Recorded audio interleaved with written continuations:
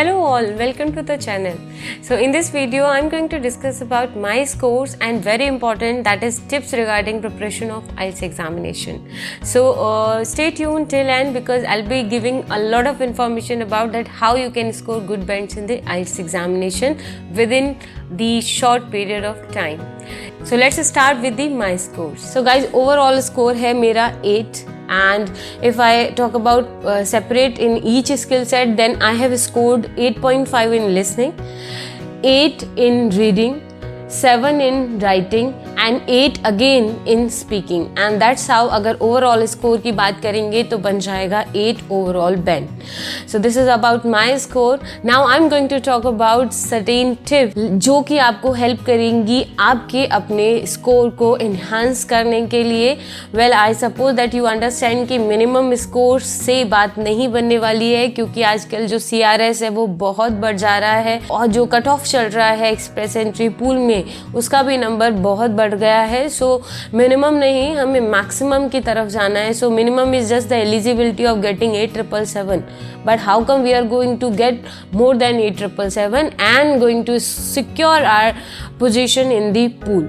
So do listen it carefully. I'll be talking about tips which I have actually practiced throughout my IELTS preparation. So let's just start with the first of the tips which is regarding to listening. See, listening में आपको सुनाए जाएंगे different accents.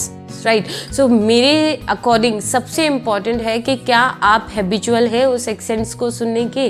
अगर आप उन accents को सुनने के हैबिचुअल हैं तो definitely by the time you will be able to understand it. But अगर आप उसके हैबिचुअल नहीं हैं तो आप उसको अंडरस्टैंड नहीं कर पाएंगे क्योंकि वो हम लोगों के लिए जनरल एक्सेंट नहीं है, वो इंडियन एक्सेंट पे ऑडियोज़ नहीं सुनाएंगे. सो इसके लिए आप क्या कर सकते हैं, आप यूट्यूब पे जा सकते हैं, BBC की कोई भी वीडियो आप उठा के सुन सकते हैं या और भी कोई वीडियो जो आपको लगता है IELTS से रेलेवेंट हो सकती है. Let's just make your ears habitual of listening to the British or the foreign accent so that you will be able to solve out the questions. You will be comfortable in the position of understanding the audios. So सबसे पहले तो आप क्या करेंगे, बहुत सारी videos को सुनेंगे on daily basis. You need to listen them. Then आप दूसरी चीज़ listening के कंटेक्स्ट में कर सकते हैं, वो है scribbling. Scribbling का मतलब क्या है कि जैसे जैसे आप सुन रहे हैं उसको आप वैसे वैसे लिखते जाएंगे. So इससे क्या होगा कि आप एक दिन मैच कर लेंगे, वो जो बोल रहे हैं एग्जैक्ट आप उसको लिखने के लिए तैयार होंगे. वो इसलिए इम्पॉर्टेंट है कि जब आपको लिसनिंग वहाँ पर सुनाई जाएगी ऑडियो, आप वहाँ पर नोट्स बना पाएंगे. बिकॉज समटाइम्स क्या होता है, इंपॉर्टेंट जो इन्फॉर्मेशन है वो आपसे स्किप हो सकती है और जब आप क्वेश्चन के आंसर देने के टाइम आएगा तब आप उसको भूल भी सकते हैं. सो उस टाइम पे बोला जाता है, अब सजेस्ट किया जाता है आपको कि जब भी आपको ऑडियो सुनाई जा रही है तभी आप उसी टाइम पर क्या कर ले, स्क्रिबलिंग कर ले, इंपॉर्टेंट पॉइंट्स को जॉट डाउन कर ले. तो ये प्रैक्टिस पहले करनी ज़रूरी है, तब कहीं जाकर आप एग्जामिनेशन में इसको प्रैक्टिस कर पाएंगे. So this is very important, right. Now let's talk about the reading कि हम रीडिंग के कंटेक्स्ट में कैसे अपने आप को इम्प्रूव कर सकते हैं. सो गाइज, रीडिंग में बेसिकली स्किमिंग बहुत इंपॉर्टेंट है. सो स्किमिंग जो कि आप एक्चुअल एग्जामिनेशन में जाके करेंगे उसकी पहले से आपको प्रैक्टिस करने की लिए क्या करना होगा, काफ़ी सारे आपको कॉम्प्रिहेंशन जो पैसेजेस हैं उनको पढ़िए.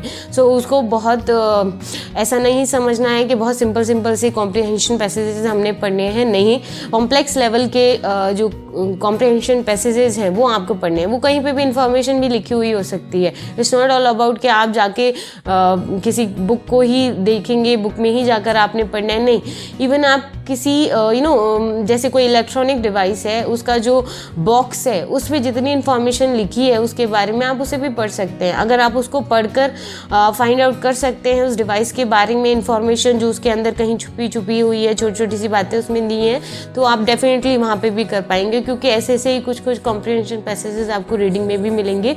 सो do a lot of skimming in order to achieve good scores in reading. And the second thing about the reading is कि आपको थोड़ा सा अलर्ट रहने की ज़रूरत है while doing it. And do not miss a single word. Even a single words helps a very important position. अगर आप इवन आप बात कर रहे हैं, जैसे आपने कुछ पढ़ा है, उसमें कहीं पर भी आपने अगर पॉजिटिव या नेगेटिव को नहीं देखा है ना, सो वो आपको अगर मिस आपसे हो गया है तो आप क्वेश्चन को मिस इंटरप्रेट करेंगे। सो आपको कॉशियसली पढ़ने का आदत अपने आप में डेवलप करनी है, बहुत केयरफुली पढ़ने की आदत डेवलप करनी है कि each and every word is to be there in your mind. आपको एक भी वर्ड स्किप नहीं करना है। Every word is meaningful in the context of reading. वो ही क्या कर सकता है, आपके क्वेश्चन को मिस इंटरप्रेट करवा सकता है आप गलत आंसर दे देंगे। सो इस तरीके से रीडिंग के कंटेक्स्ट में स्किमिंग हो गया। एक और इम्पॉर्टेंट चीज़ है कि आपको जो रीडिंग है उसके कंटेक्स्ट में सिनोनिम्स भी आने चाहिए, क्योंकि कई बार होता है जो आपका टेक्स्ट लिखा है उसमें कोई और वर्ड है और जो क्वेश्चन है उसमें सिनोनिम से उसका क्वेश्चन पूछा गया है, सिनोनिम यूज़ किया गया है उस क्वेश्चन में। सो अगर आपको सिनोनिम्स नहीं आते हैं तो आप कई बार क्वेश्चन को समझ नहीं पाएंगे, आप फाइंड आउट नहीं कर पाएंगे, क्योंकि आप क्वेश्चन को उस वर्ड के साथ में फाइंड आउट कर रहे होंगे टेक्स्ट में और वो आपको कहीं नहीं मिलेगा, क्योंकि क्या है वो उसकी सिनोनिम के साथ में अवेलेबल है। सो आपको सिनोनिम्स भी अच्छे तरीके से आने चाहिए। आप ऑन डेली बेसिस आप प्रैक्टिस कर सकते हैं सिनोनिम्स के लिए। And now let's talk about कि आप राइटिंग में क्या क्या कर सकते हैं, कैसे अपनी राइटिंग स्किल्स को एनहांस कर सकते हैं। सो सी, राइटिंग सबसे टफेस्ट पार्ट है एंड वैसे मैंने सुना भी था, but from my experience also I am telling you that this is the toughest of all. So उसके लिए आपको बहुत ही ज़्यादा कॉशियस रहना है। अब उसके लिए क्या क्या हम कर सकते हैं। सो राइटिंग में जैसे कि हम ज़्यादातर अपने बचपन से अब तक लिखते आए हैं कि हमने केवल सिंपल सी सेंटेंसेस लिखने हैं, है ना, बहुत ज़्यादा हमने कंपाउंड सेंटेंस या कॉम्प्लेक्स सेंटेंस नहीं लिखने हैं। सो उसको हमें बदलना होगा, इस हैबिट को। अब आपको कॉम्प्लेक्स एंड कंपाउंड सेंटेंसेस लिखने की आदत डाल लेनी चाहिए, क्योंकि वहाँ पर सिंपल जो आपके सेंटेंसेस रहेंगे उसको बहुत ज़्यादा अच्छे से असेस नहीं किया जाएगा। So you are being expected to produce something complex and compound in nature. So वो बहुत इंपॉर्टेंट है। सबसे पहले आपका अपना राइटिंग स्टाइल आपको चेंज करने की ज़रूरत है। Now the next thing about the writing is कि आपको जो सिनोनिम्स हैं वो आने चाहिए। अब आप क्या कर सकते हैं, किसी एक वर्ड के कम से कम 4-5 सिनोनिम याद कर लीजिए, क्योंकि थ्रू आउट दी एसे आप सेम वर्ड नहीं रिपीट कर सकते। अगर आप सेम रिपीट करेंगे तो आई होप यू अंडरस्टैंड कि ये कितना मोनोटोनस लगेगा। एंड अगर कोई भी चीज़ एग्जामिनर को मोनोटोनस लग रही है, he won't be liking it at all. So try to learn the synonyms as much as possible. It will be helping you in the writing as well as in reading, I suppose everywhere, because synonyms are very important. And in IELTS perspective, it is really crucial to have your vocabulary developed with the synonym. Now let's talk about the next thing which is related to the writing skill itself. And इसमें क्या है कि आपको elaborate करना आना चाहिए। आपकी जो writing है वो descriptive दिखनी चाहिए। Like आप में अगर description आप कर पा रहे हैं अपने राइटिंग स्टाइल से, then definitely you are going to impress the examiner. And और इसमें जो सबसे और इम्पॉर्टेंट बात हो जाती है, क्योंकि राइटिंग जो स्किल है वो असेस किया जाता है आपके ग्रामर के बेसिस पे भी, यानी कि कितने आप ग्रामेटिकली करेक्ट हैं। So try to be grammatically correct as much as you can. So आज से ही स्टार्ट कीजिए ग्रामर को लर्न करना, ग्रामर को प्रैक्टिस करना। Try to do it more often, try to Google it more often that whether we are making any mistake while writing or not. So you can refer to good grammar book as well. So try to improve on that part. And the next and the last thing is about your speaking. See, speaking is something which is again about your habit. See, like आपको listening में आपको ears जो है उनको habitual करना है, तो while speaking you need to make it in your habit. You need to bring it in your habit to speak in English at your home as well.